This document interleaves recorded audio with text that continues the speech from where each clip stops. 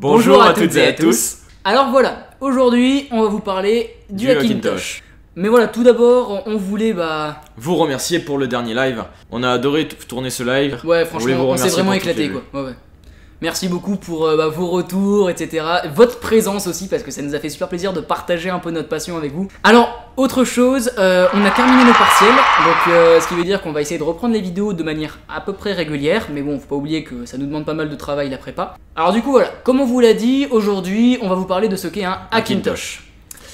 Alors Lucas, toi t'es beaucoup plus sur Windows, en fait je crois que c'est ton OS principal, qui contrairement à moi je suis sur macOS. On a tous les deux testé Linux, tous les deux testé Windows, moi je peux pas supporter Windows, lui il adore, et on a tous les deux un peu testé Mac, et lui il déteste et moi j'adore.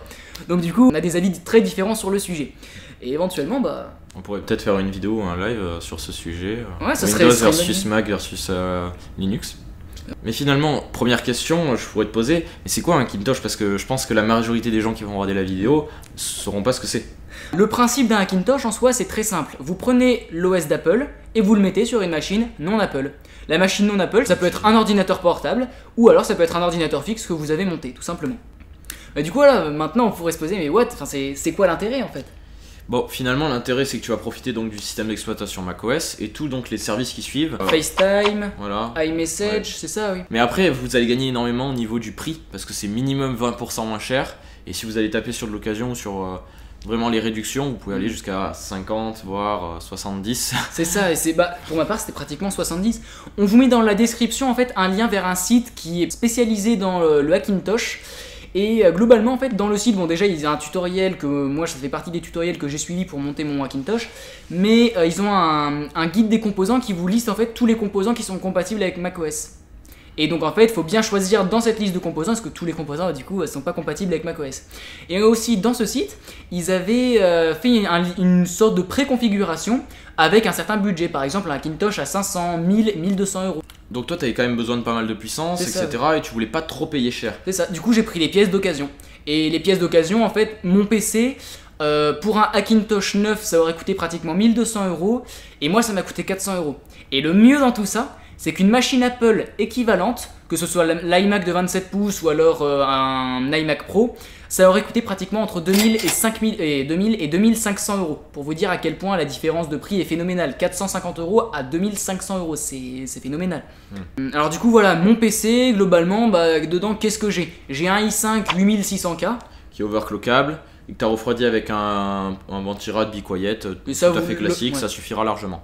Après, je crois que tu avais pris une RX 570 d'AMD. C'est ça. Voilà, c'est beaucoup plus simple d'installer macOS dessus puisque les drivers sont directement intégrés. Exactement, si vous voulez absolument avoir une carte graphique Nvidia, c'est tout à fait possible. La communauté du Hackintosh est particulièrement active sur tous les drivers de Nvidia, donc vous en faites pas, vous pourrez avoir aussi une carte Nvidia. Ensuite, donc tu as choisi un SSD d'1 Tera pour le stockage, en NVMe que tu as un super débit, bon c'est pas du Gen 4, c'est du Gen 3, mais quand même à 3,5 Go par seconde. C'est ça, et pour 110 euros, 1 Teraoctet de M.2 à 110 euros. Ouais, bon maintenant il est bien remonté juste après, tu l'as acheté vraiment au bon moment, ouais, ça. Et en plus c'était le moins cher, il y a un très bon. Du coup en carte mère tu as choisi une Z370 de chez MSI. C'est ça exactement. Voilà, qui supportera très bien le 8600K. En RAM j'ai pris 16 Go, 2 x 8 Go pour être en dual channel, c'est mieux. D'après l'expert c'est mieux. Voilà, après bon, pas des grosses fréquences mais au moins il les a pas eu cher, il a à peu près 2400 MHz je crois. 2666. Voilà, mais vu que tu n'as pas activé le XMP. Oui effectivement, le XMP c'est un réglage du BIOS. Pour augmenter les fréquences de la RAM, voilà. C'est ça. Alors globalement, voilà, donc on vous a parlé de quel était l'intérêt d'un Hackintosh. Maintenant, on peut se poser la question, comment est-ce qu'on l'installe? Est-ce que c'est aussi facile que Windows et Linux? Non, pas du tout. Donc vous avez tout d'abord des réglages dans le BIOS à avoir, donc sur les sites comme Pastèque, ils vous les donnent tous. Voilà, il faut surtout pas upgrade le BIOS, parce que nous on a eu des problèmes, c'était pas compatible avec macOS. Alors attends, pour ceux qui savent pas, le BIOS en fait c'est le mini système d'exploitation qui est incrémenté dans votre carte mère. C'est le système d'exploitation qui permet de gérer les ventilateurs, la carte graphique, etc.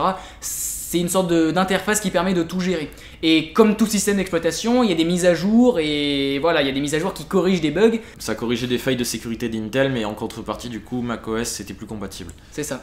Alors voilà, du coup, nous de notre côté, ça nous a pris environ une trentaine d'heures pour installer macOS parce que vous n'imaginez pas le nombre de bugs qu'on a eu, notamment par rapport à l'upgrade du BIOS qu'on avait fait. Mais voilà, si vous laissez tous vos réglages d'usine et que vous suivez les tutoriels à la lettre, il y a des chances pour que ça marche plus rapidement qu'en une trentaine d'heures. Partez surtout pas découragés. Bah pour conclure, finalement, le plus gros avantage qu'on a à faire un Hackintosh, c'est pour gagner au niveau du prix. Parce que ça va être beaucoup moins cher qu'un appareil Apple de base et bien mieux refroidi généralement. Et donc du coup, avec éventuellement des meilleures performances. Et voilà, pour ma part, du coup, moi je l'utilise depuis maintenant plus d'une semaine. J'ai aucun bug dessus, mis à part un problème de lancement d'Aperçu qui parfois se lance pas. Mais moi j'utilise pas trop, donc ça m'embête pas trop. Aperçu, c'est visionneuse d'images pour Windows, si vous connaissez pas. Et voilà, sinon je n'ai aucun bug, l'interface est très stable et franchement moi je suis très content de cette expérience. Bon sur ce du coup, on va vous laisser. Allez, à plus.